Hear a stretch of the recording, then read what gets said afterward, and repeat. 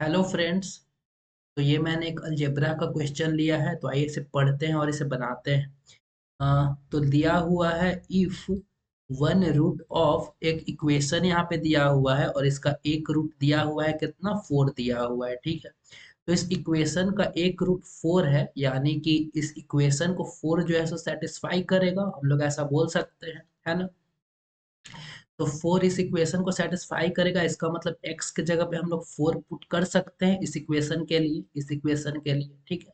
तो कितना हो जाएगा, तो x के जगह पे 4 पुट करेंगे तो हो जाएगा 4 स्क्वायर हो जाएगा, प्लस b इंटू 4 हो जाएगा। ठीक है। फिर प्लस 12 हो जाएगा। फिर इसका की वैल्यू 0 के बराबर दिया हुआ है तो 0 लिख दिया। ठीक है। इसे फर्दर और सॉल्व करेंगे तो ये हो जाएगा 4 का स्क्वायर यानी कि 16 हो जाएगा, प्लस ये 4p हो जाएगा, है ना। फिर प्लस ये 12 हो जाएगा और इसका की वैल्यू 0 के बराबर दिया हुआ है। ठीक है। इसे और फर्दर सॉल्व करेंगे तो 4p का जो वैल्यू है वो कितना हो जाएगा, तो 16 प्लस 12 करेंगे 28 हो जाएगा।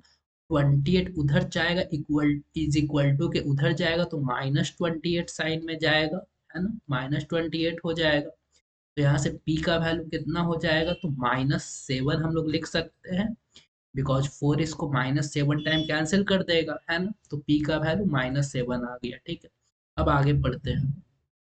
आगे बोला जा रहा है while द इक्वेशन, एक और इक्वेशन दिया हुआ है और इसका की हैज इक्वल रूट्स। तो इस इक्वेशन का इक्वल रूट है, मतलब इस इक्वेशन का दोनों रूट जो है सब वो इक्वल है, यानी कि सेम है दोनों रूट जो है सो। तो इक्वेशन कितना लिखा हुआ है, तो वो है x square plus P x plus Q है और इज इक्वल टू 0, ये ऐसा लिखा हुआ है इस इक्वेशन। तो यहाँ पे p के जगह पे हम लोग -7 लिख सकते हैं, बिकॉज p का वैल्यू -7 आ चुका है ना, पहले इक्वेशन को सॉल्व किए थे तो p का वैल्यू -7 आ चुका था।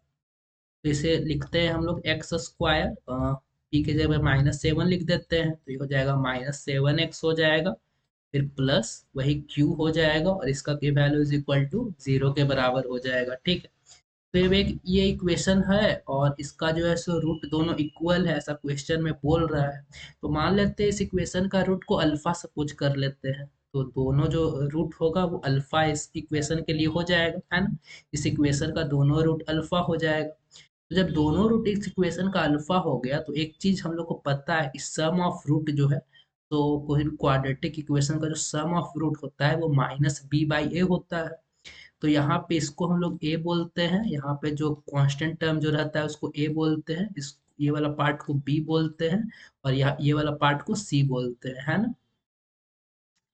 तो ऐसा हम लोग क्वाड्रेटिक इक्वेशन के लिए यूज करते हैं बनाने के लिए। तो सम ऑफ रूट्स बराबर फॉर्मूला होता है, वो कितना होता है, तो -p/a होता है। ये हम लोग को फॉर्मूला पता है। तो दोनों रूट यानी कि सम ऑफ रूट करेंगे तो दोनों रूट तो अल्फा ही मैंने इसे सपोज किया था, तो आप लोग ऐसा लिख सकते हैं alpha plus alpha, sum of root हो गया इज इक्वल टू -b/a होता है। तो b के जगह पे कितना आपको दिख रहा है, तो -7 दिख रहा है। तो -b/a यानी कि सबसे पहले तो एक माइनस साइन दे देते हैं। फिर b के जगह पे -7 है तो एक और हम लोग यहाँ पे -7 लिख सकते हैं, है ना। -7 लिख दिए। बाई ए होता है तो ए के जगह पे तो 0 लिखा, सॉरी 1 लिखा हुआ है, यहाँ पे हम लोग 1 लिख लिख देते हैं, है ना।